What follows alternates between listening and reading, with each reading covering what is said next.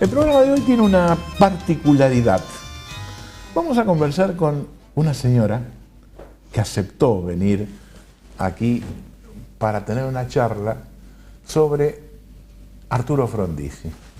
Y esta señora, Marta de Gulit, fue durante muchos años, 27 años. Durante 27 años, secretaria de Arturo Frondizi, después que terminó la presidencia. Así que con ella vamos a hablar de Arturo Frondizi, de su relación con Arturo Frondizi, y por ahí, en esta hora vamos a descubrir, es muy posible, algunos aspectos de Arturo Frondizi que no son muy conocidos. Todo lo que se ha hecho durante todo este tiempo en que se ha destacado la obra política, el hombre intelectual, en general no toma los aspectos humanos del que fue este gran presidente argentino. Y aquí, con Marta, vamos a hablar del Frondizi ser humano. ¿Le interesa como planteo para descubrir cosas de nuestra historia? Quédese. Después de este brevísimo corte iniciamos la charla con Marta.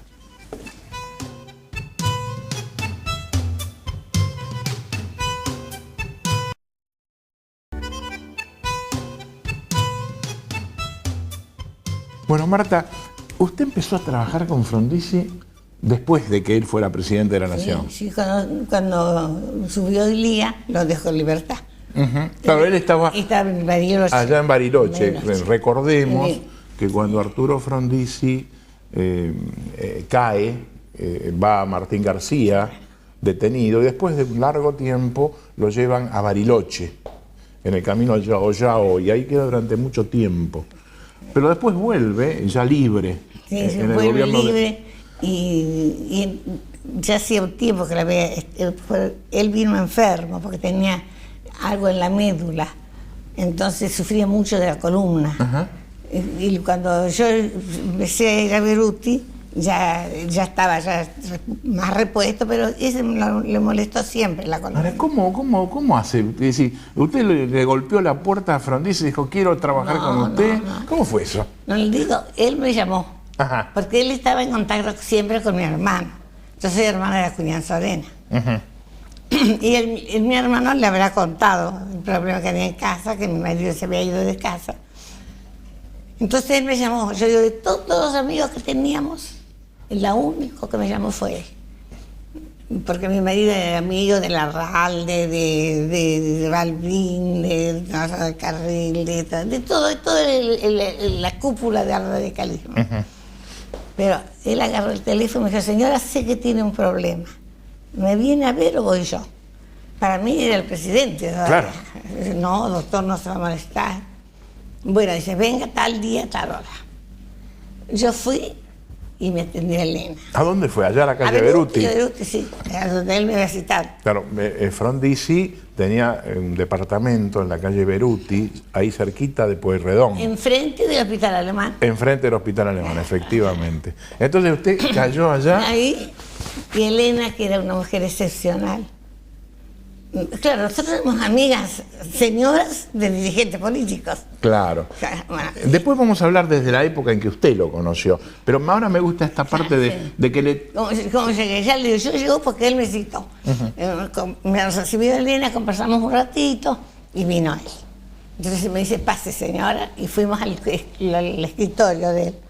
Porque la parte que él tenía eran 3 dientes y un baño. En un escritorio, otros escritorios tenían los otros dactilógrafos, y el tercero fue después para mí, el mío. Y entonces me preguntó qué iba a hacer, y me dijo si quería ayudarlo. Digo, yo sí, doctor, encantada, porque yo tengo que hacer algo. Tenía que trabajar usted. Sí, yo tenía que trabajar. Vivía mi madre económicamente estaba bien, así que no era una urgencia económica, sino una ocuparse de algo. Una necesidad. Y tal es así que desde agosto, el 1 de agosto del 64, empecé a ir todos los días a las 8 de la mañana, hasta las 12. ¿De 8 a 12? Sí, porque él me preguntó, su hijo más chiquito, ¿a qué hora entra al colegio? A las 8, le dije yo. Bueno, entonces usted acá viene a las 8:30. Ajá. ¿Y a qué hora llega a su casa? Y a 12, 12:30. Entonces usted de acá se va a 12 menos cuarto. Es decir, que él le adaptó, Frondizi, Sí, le adaptó a usted el horario. Él estaba en las necesidades de todo el mundo que está cerca de él. No desconoce ese aspecto de su vida. Él se interesaba y trataba de solucionar los problemas a todos los que estaban cerca de él. Bueno, y entonces usted empieza... ¿Y cómo fueron esos primeros días con Frondizi? Porque si bien usted lo conocía de antes... Claro, yo estaba en mi rinconcito, todas las semanas o cada 4 días, él me decía, me enseñó, mire, traían un documento, me gusta que se interese, usted lo lee, le pone las fechas, todo y hace un pequeño resumen, lo hace una ficha con copia, uno se le ponía el documento y lo escribía el fichero. Yo he hecho 20.000 eso. Me imagino. Eso fue hasta desde agosto de ese año. Después en el verano yo me fui a Mercedes, que tenía todavía la casa así. Cundo volví... Mercedes en la provincia de Buenos Aires. Sí, nosotros éramos de allá. Claro. Cuando volví a lo de Frondizi. Y él todos los meses me preguntaba, señora, ¿necesita ayuda económica? No, doctor.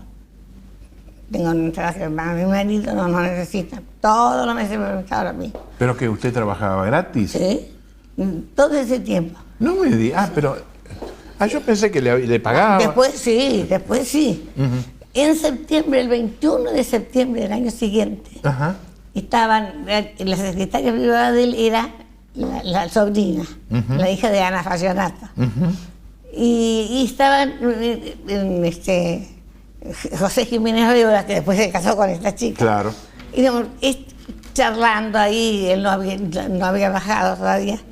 Y entonces yo digo, chicos, yo voy a trabajar, pero yo voy a trabajar ahora en serio.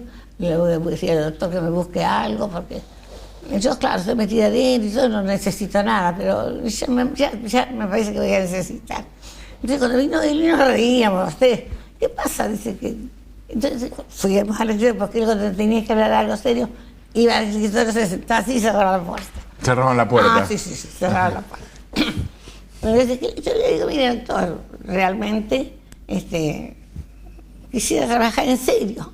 Así, en una parte de donde en condiciones de empleada. Dice, ¿no se anima a ser mi secretaria? Digo, ay, doctor, no me animo. Si usted me dijera, señora, usted, su obligación es ver que mi traje esté planchado y mi camisa, y ha sido mi vida, porque... una ama de llaves casi. Claro, yo era una ama de casa. Y dice, si no me quiere reconocer otro mérito, reconózcame el que sé juzgar a las personas. Eso me dijo. Y entonces, desde ese día... Pasó a ser la secretaria privada de Frondizi. Claro, él me dijo, todo lo que pasa por mis manos tiene que pasar por las suyas. Todo.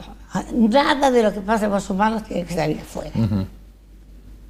Por eso era muy celoso. Después yo nunca quise hacer esas interviews, porque siempre tengo miedo de, sin querer, decir alguna cosa que no le hubiera gustado que se dijera. Bueno, pero pasó mucho tiempo y me parece que es muy importante que usted diga cosas respecto de toda esa relación, porque, por ejemplo, uno tiene la impresión, en general la gente, yo tuve oportunidad de conocerlo a Arturo Frondizi sin un trato muy profundo, pero lo conocí, y siempre uno tuvo la impresión de que era un intelectual lejano. Por ejemplo, algunos amigos que participaron en su gobierno cuentan que, por ejemplo, él no se trataba de vos con nadie. Solamente a Pataro. Solamente al doctor Pataro. ¿Al doctor? Pataro. Pataro, el médico. Que habían sido compañeros de colegio. Claro. Con la única persona que se tuteaba. Con sus ministros se trataba de usted y con todos sus funcionarios. Entonces, digamos, se fue armando toda una, digamos, una impresión de que Frondizi era un hombre distante con la gente. Si yo le decía a él, yo no tengo miedo a la vejez pobre, porque cuando usted falte yo voy a escribir un libro, cuando hacía algunos actos de esos humanos, que eran todos los días, yo voy a escribir todo esto, y me van a pagar por el libro. Yo les prohíbo, a veces estaba Elena también, les prohíbo que hablen de mí, porque van a creer que me conocen, y ninguno me conoce. Ah, caray. Le decía a Elena y a mí no. Pero ya viejito, un día me dijo, señora, o Marta, según me decía, usted puede escribir sobre mí porque usted me conoce. Que esos son las vueltas de la vida, la reflexión. Pero es que después de 27 años. Y cuénteme, porque eso es un secreto ya entonces. ¿Y usted nunca en su casa empezó a escribir cosas o nunca le dijo a sus hijos, che, vení que les voy a contar cosas? No. ¿No? Yo tenía siempre el miedo de ser desleal con él y decir algunas cosas que él no le hubiera gustado que dijera. Ajá. Pero para que se dé cuenta de la personalidad de Frondizi. Un año estaba Elena, se había ido a Europa Elena. Elena, por señora, si usted entró ahora en el programa, fue la esposa de Arturo Frondizi, claro, ¿no? Se había ido a Europa. Y le trajeron de regalo al doctor un pavo. Que era, bueno, lo ofrecieron todo lo que venía a la correspondencia tenía que venirse a mi escritorio. Bueno, y la muchacha lo puso en la heladera y eso viene Elenita, que ya estaba casada. Viene, ay, Elenita, le mandaron un pavo a tu papá. Llévatelo e invítalo a comer. Un acto de... Bueno, pasó, sí. Al día siguiente o el otro día de haber ido me dice, señora, ¿qué le dijo a Elenita que me había mandado un pavo?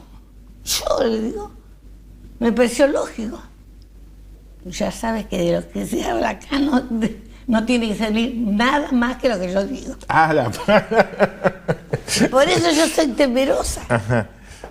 Bueno, pero ahora no va a tener ningún... No tenga temor. No hay nada que ocultar. Claro. Pero ya ve. Bueno, pero al final lo que no me contó es esto.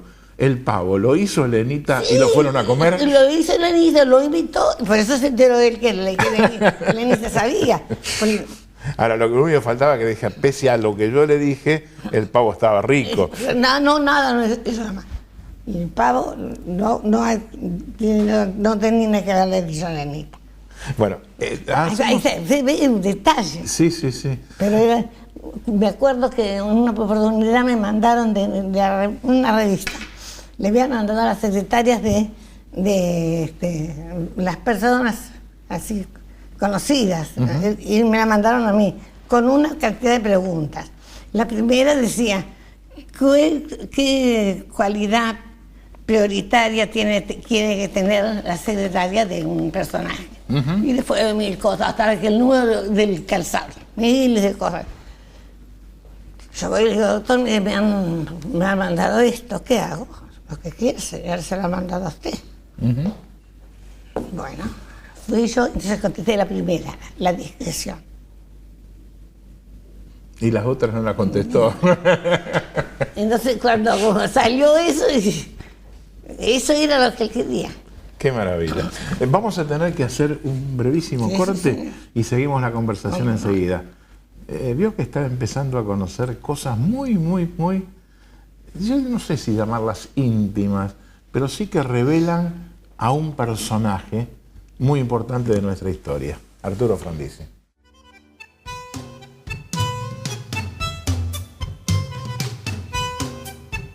Seguimos hablando entonces con la señora Marta Acuña de Bulit, que durante muchos años, después que Frondizi fuera presidente, fue su secretaria privada. Y hemos entrado así a ver un poco la personalidad de Arturo Frondizi. Claro, si usted ya viene del bloque anterior, no le hicimos cambiar la ropa a Marta. Tenía calor. Simplemente le pregunté si no tenía calor ya y me dijo que sí, así que se sacó su tapado. Y está muy linda, se vino preparada para la televisión usted. No. Bueno, cuénteme, desde otro punto de vista, o vinculado con esto, ¿cómo era la relación de Frondizi Con Elenita, con Elena. Con Elenita, pasión. Pasión tenía Elenita. Con decirle que un día íbamos al campo, porque yo iba con ellos, porque Seguetti tenía un campo en Navarro. Seguetti era esposo de Elenita. Sí. Y había en una hectárea, porque el doctor siempre iba a Moreno, a una casita que tenía en las afueras. Pero ellos ya se hizo Gran Buenos Aires, dice que todo el día tocaban la radio. Entonces cuando Seguetti compró ese campo, le dijo, deme a mí en el medio del campo, cosa que aunque se vende todo alrededor, haya silencio. Deme un pedacito y para hacer una casa. Y se hizo una casita ahí. Yo vivía en Mercedes en esa época. Y se decía, creo que dicen, Frondizi, después dicen que nos roban. Se ha hecho una casa en Navarro, ay, no se imagina. Uno no tenía como defensa, no conocía la casa, por más que peleaba yo en toda la esquina, que no podía hacer. Yo no, estaba en mi casa, en Mercedes, así que... Era una pieza así. Esa pieza así, tenía acá una parecita y acá una pileta de lavar platos y un calentadorcito. ¿Y una? Un calentador para cocinar, aquí. Y una alacena. Y después acá, en esta parte de acá, de este lado, tenía 2 puertas de ventanas grandes. Y de este lado, una biblioteca de caños con estantes y libros para separar un lugar donde cabían las 2 camitas de ellos. Que cuando uno salía, pasaba por el medio y el otro tenía que salir. Ese era el palacio que había hecho Frondizi.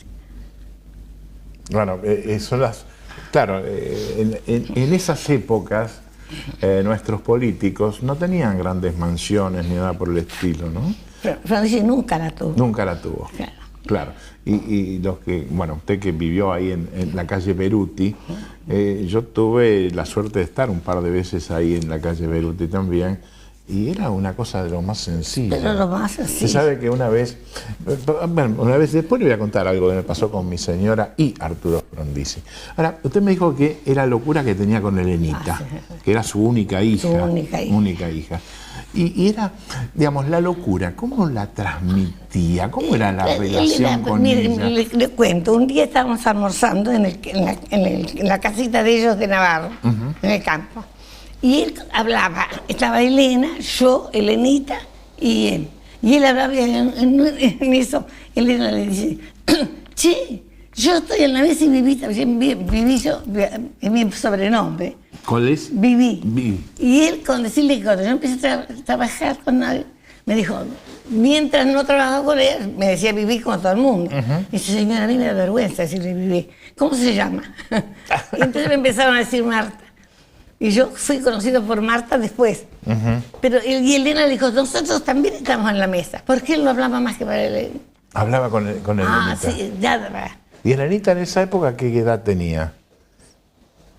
Y yo, 30 y algo. Sí, de 39 años. Claro, exactamente. Ahora, ¿qué tipo de charlas tenía con Elenita? Y, bueno, ahí hablaba de lo que le preguntaban. De los que querían. Así que doña Elena estaba, sí, yo soy tu... Yo también estoy yo, decía, claro, a ella le había molestado. Yo me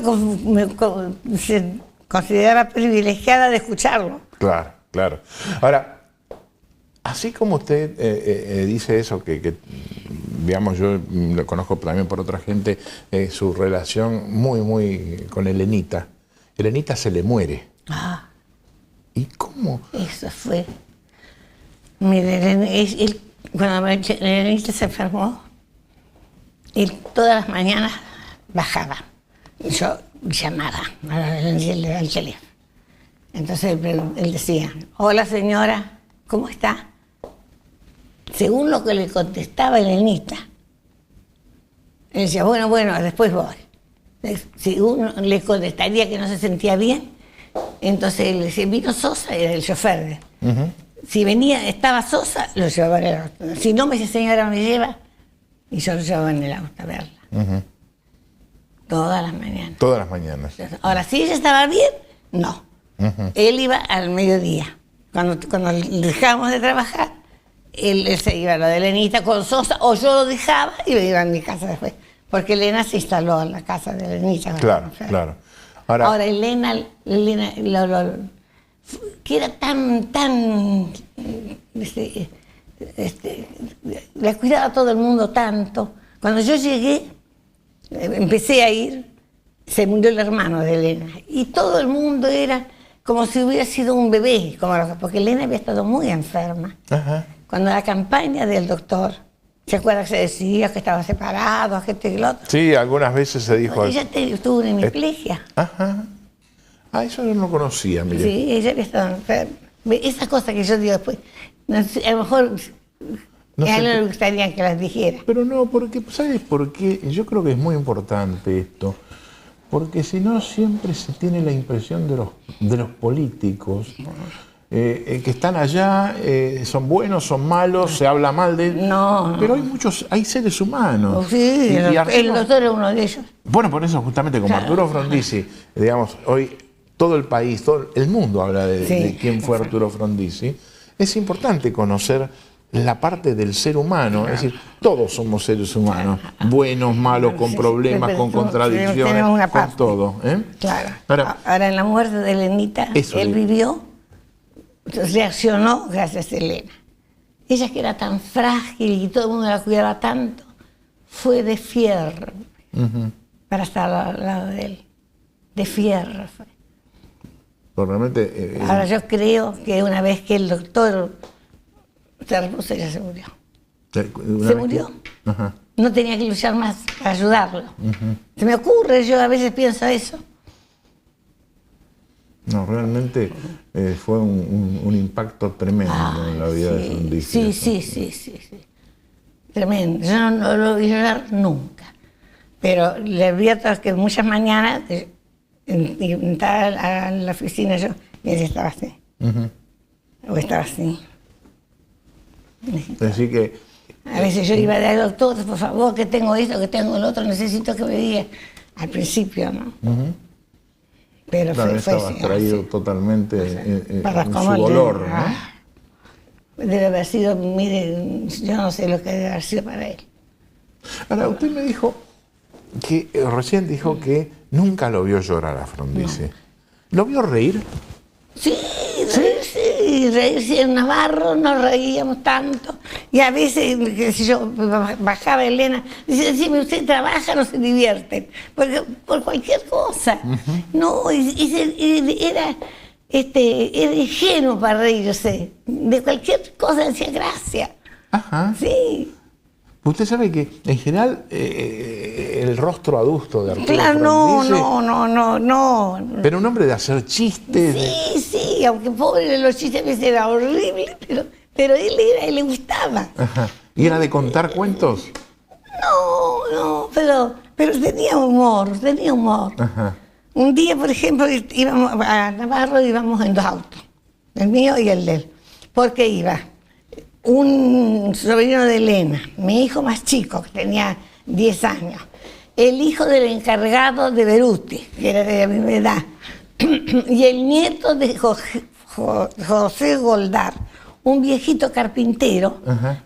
porque él le gustaba trabajar con madera y todo, el doctor, y él era su maestro de carpintería. Y él, ya le digo, le gustaba las cosas de reírse. Sí, No, uno, fíjese que eso es una cuestión así que no es muy conocida para nada, Claro. ¿no? Ahora, también usted recién dice esto que le gustaba la carpintería. sí. ¿Y qué hacía? Porque en esa época uno lo veía siempre en reuniones políticas. Sí, pero el fines de semana hicieron un galpón donde dormían las custodias, Sosa y todos los chicos que iban. Ajá. Después hicieron otra cosina. Y cuando Y usted- él, su profesor. Su profesor, Él y su que profesor don hacían José. el tinglado. Sí, don José era el profesor. Ajá. Sí. Y hicieron una cocina, porque la casita de ellos tenía una le digo yo. Sí, una cosa yo muy... digo un calentador. Y le voy a contar, en una oportunidad compró una máquina de cortar césped Ajá. en una fábrica que hay en el camino a la altura de Luján. Ajá. Bueno, se bajó, él eligió todo y le dije, nosotros se la mandamos, porque le dijo el dueño, nosotros se la mandamos. Bueno, tal día, tal hora, dice, porque si no, no estábamos, llegó era la máquina y venía el dueño. Claro, El dueño de la fábrica. Claro, porque quería seguramente estar más. Pero ellos estaban durmiendo, los doctor y Elena estaban durmiendo. Ajá. Entonces, hablábamos así en la siesta, hablábamos en el jardín, y yo digo, despacito, que el doctor y Elena duerme. Ay, que tan cerca. Sí, le digo, ¿usted sabe que lloró el señor? Lo que le habla de llanto. Yo le Creía que la mansión de Frondizi estaba allá lejos. Lloró, así se le caían las lágrimas. Porque a lo mejor él debe haber hablado más que nadie. Claro.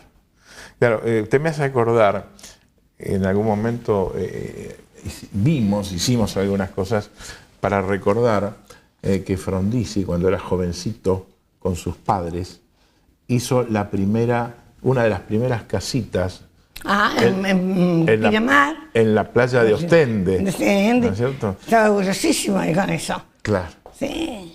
Y con lo que había sido en Navarro, ya les digo.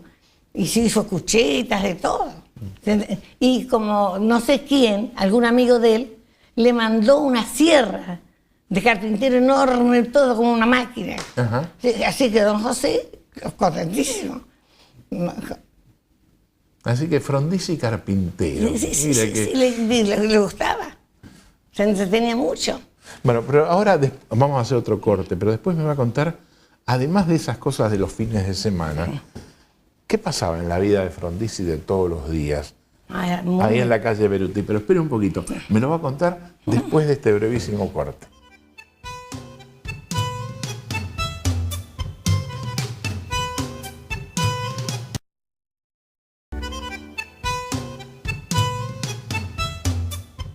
Bueno, y seguimos nuestra conversación muy tranquila, muy amable, pero descubriendo a Frondizi desde el punto de vista de persona, como gente. Y bueno, en eso un dato le voy a dar para que vea cómo es. En los últimos tiempos, él tenía 4 custodias. Uh-huh. Y en las últimas custodias, 2 de los muchachos estudiaban Derecho. ¿Hacían qué? Estudiaban Derecho, Ajá. 2 de los muchachos. Bueno, él decía, por ejemplo, acuérdese Marta, no hay que dar audiencia el martes a la mañana o el jueves a la noche porque tiene examen fulano, tiene examen sultano. Así que no, porque si él salía, ellos tenían que salir con él. Claro. Si él se quedaba, ellos iban a dar examen. Pero mire que... Es decir, estaba en todos los detalles con esa gente. Ahora, Marta, digamos, en la semana, sí, Frondizi era visitado por mucha gente. Sí, continuamente. Desde las 9 de la mañana hasta las 12 del día y desde las 4 o 3 de la tarde, cuando se iba al centro de estudios, allá. Y si no, en Beruti, hasta las 9 de la noche, hasta las 10 de la noche. Después que se casaron mis hijos, todos, que yo ya tenía más libertad. Más libertad, porque si no me gustaba estar a la hora de la cena. Me acuerdo que Alfonsín lo fue a visitar una noche a las 10 de la noche. Ajá. Y yo estaba, porque tenía alguna cosa que hacer. Y cuando salían, él era muy diferente conmigo.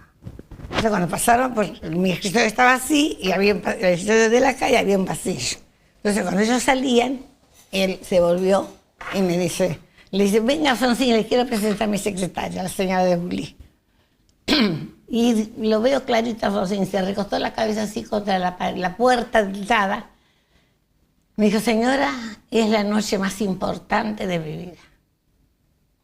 ¿La había conocido?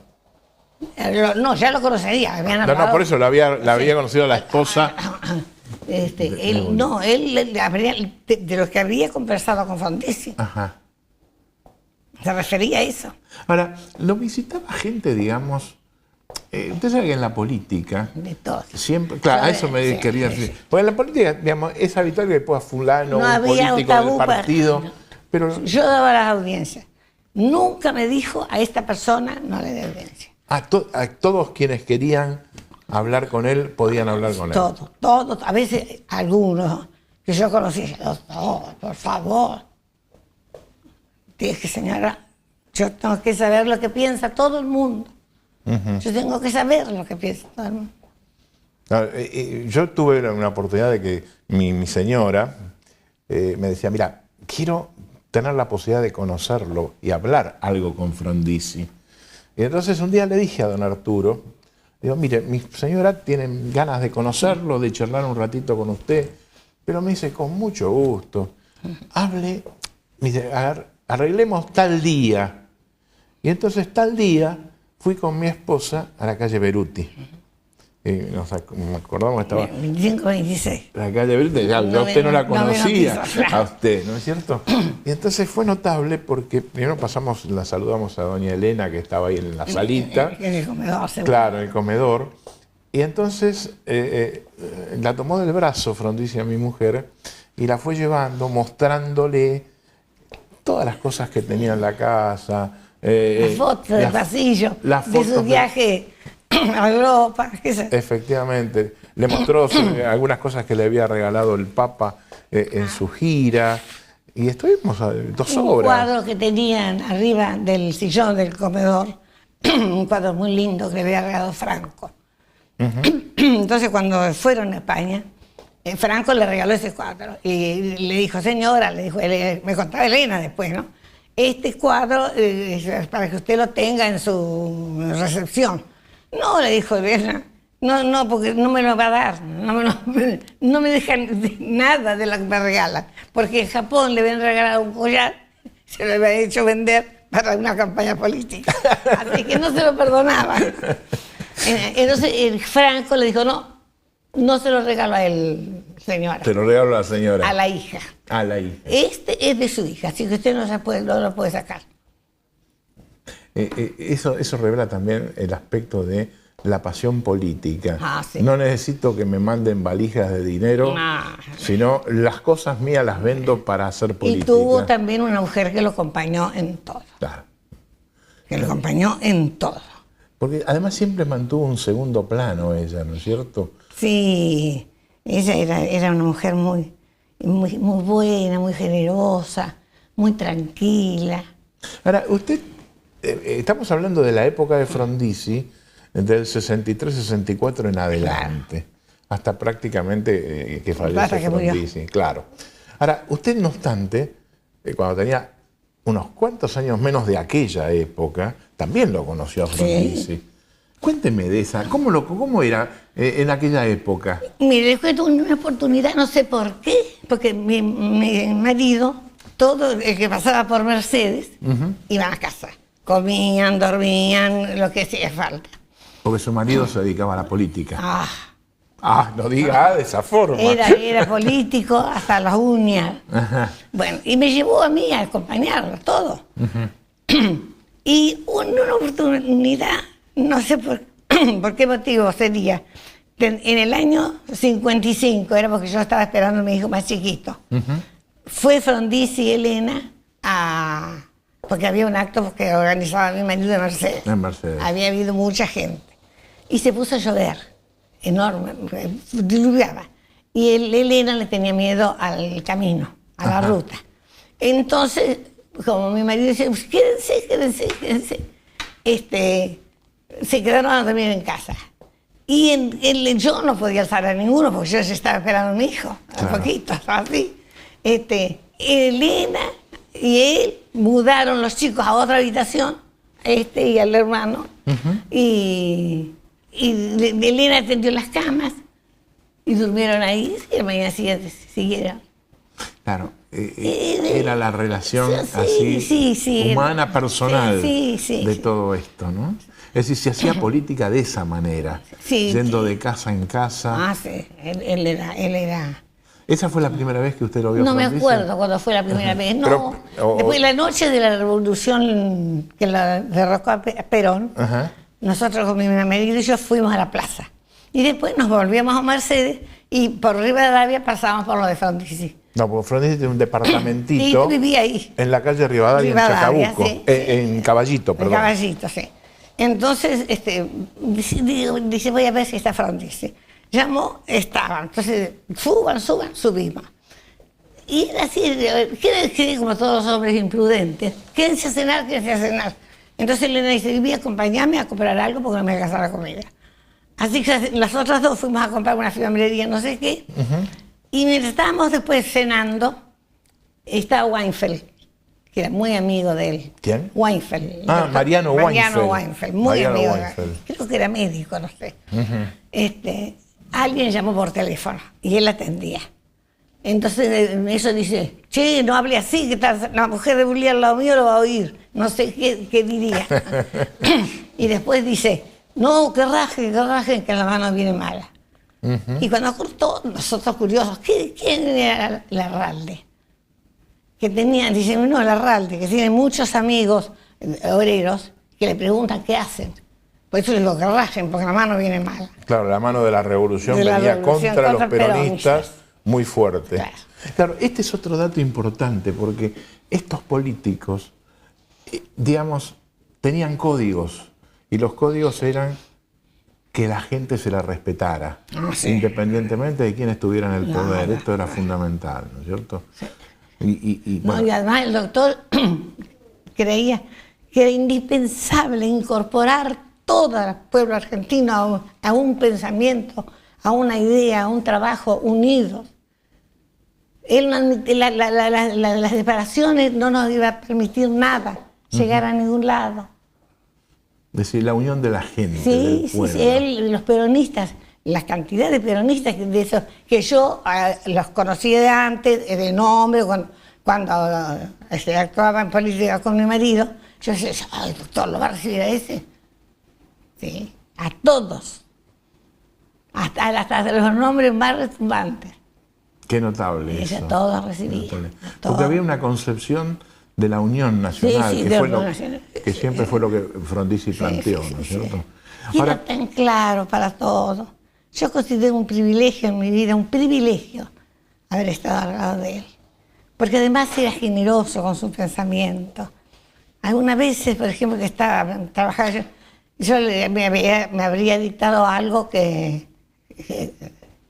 yo le digo, doctor, ¿cómo cree usted posible que la Argentina o un país pobre, indefenso, puede luchar contra las grandes compañías internacionales? No puede. Digo, sí, señora, se puede. Con un verdadero concepto de patria y de nación, porque los capitales internacionales no son monolíticos. También hay todo tipo de capitales. Usted tiene que buscar el capital cuyos intereses concuerden con los de su país y unirse con ese capital. Que él y usted va a estar en contra de los capitales que no son... Es decir, siempre había posibilidades de buscar alternativas. Claro, era clarito para esperar. Marta, clarito. tengo que hacer la última pausa del programa. Hacemos un minutito y seguimos y terminamos esto, porque además yo quiero hablar de algunas cosas que usted me trajo, porque cuando hablé por teléfono le dije, fíjese en su casa que algunas cosas vinculadas con Frondizi tiene que tener, y usted vino con algunas cosas. Vamos a hablar de esto ahora. Hacemos la última pausa del programa.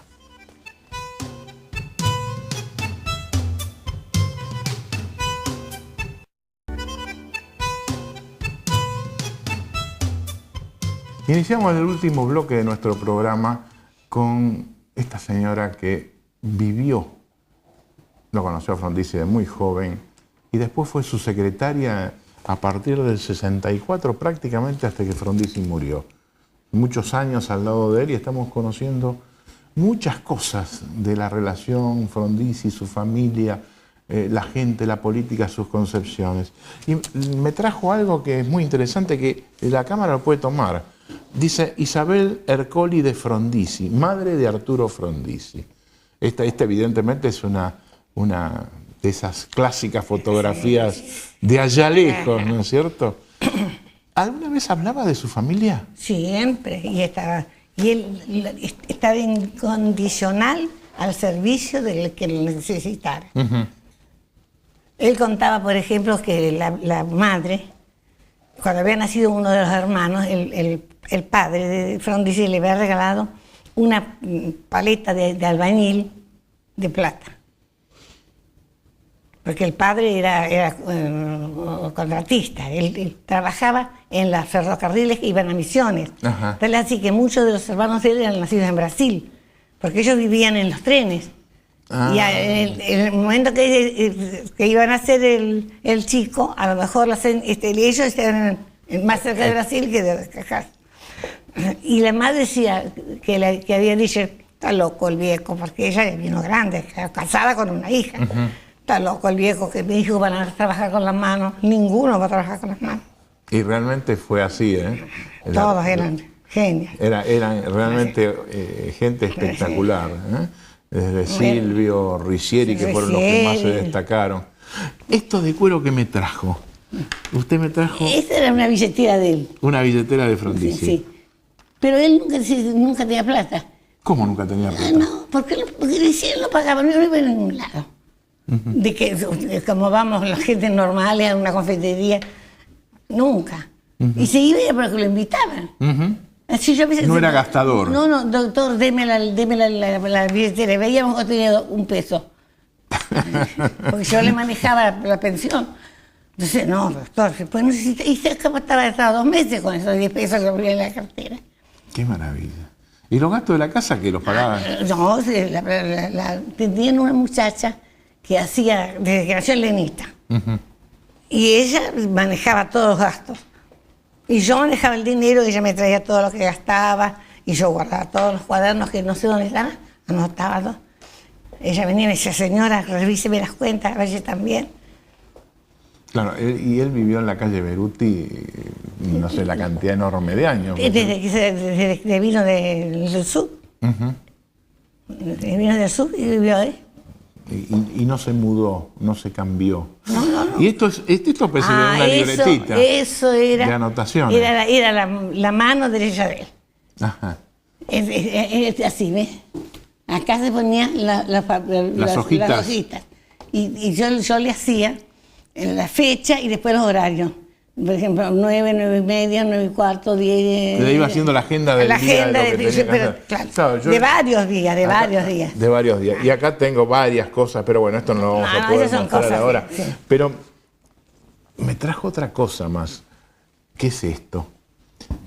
Dejo constancia que la señora Marta Sara Matilde Acuña de Bulit, número de documento, se desempeña como mi secretaria privada, firmado por Frondizi el 19 de marzo de 1974, en papel con membrete de Arturo Frondizi. ¿Y por qué tiene esto? ¿Por qué le pidió esa constancia? No, él me la daba para que yo viajaba, cuando yo viajaba a Europa. Por si me pasaba algo, que recurriera a la embajada argentina. Ese era el fin de eso. Era una especie de carta de recomendación. Claro, dice, doctor, yo no voy a ir, no importa, llévela. Porque si le pasa algo, ¿a quién la recurrir? ¿Y usted la usó muchas veces? Nunca. ¿Por qué? ¿Y por qué no? Yo no le digo, yo iba a pasear, no iba a viajar. Si encontraba a un argentino, quería ir enseguida, venga a almorzar, venga a cenar, y estaban 5 horas de sobremesa hablando de política. Y yo ya sabía de política hasta acá. Y acá tenemos otra foto de Arturo Esa debe haber sido, a ver atrás, ¿no? Dice atrás. No, pero esto, la firma de él. Esto debe ser de la época en que estaba allá en Bariloche. En Bariloche, sí. Detenido. Bueno, poetas. Días pasados, Enrique me decía que, por ejemplo, Neruda. Sí. Así que cuénteme, ¿qué pasó con Neruda? Él cuando fue a Chile, lo visitó a Neruda. Y Neruda le regaló un libro, que no me acuerdo cuál era, un libro de versos. Y le he puesto una dedicatoria, que eso me la sé de memoria porque me gustó mucho, que decía, a Arturo Frondizi, cuya voz despertará a América. Realmente un visionario también Neruda. Así. Y con otros poetas, con músicos. ¿Le gustaba la música a Frondizi? Sí, le gustaba la música. Sí, ¿Qué escuchaba? No escuchaba escuchaba música. Pero no era de ir a conciertos. No. Pero también puede ser, yo me explico por qué. Porque donde él iba, por ejemplo, a veces, supongas un cumpleaños mío, entonces decía, íbamos con Elena y él y a veces los chicos a cenar en un lado, que él los invitaba. Pero él no podía comer. Porque todo el que entraba, ¡ay, Frondizi! Tenía que parar, saludar, sentar, agarrar otro que entraba, ¡ay, Frondizi! A saludar.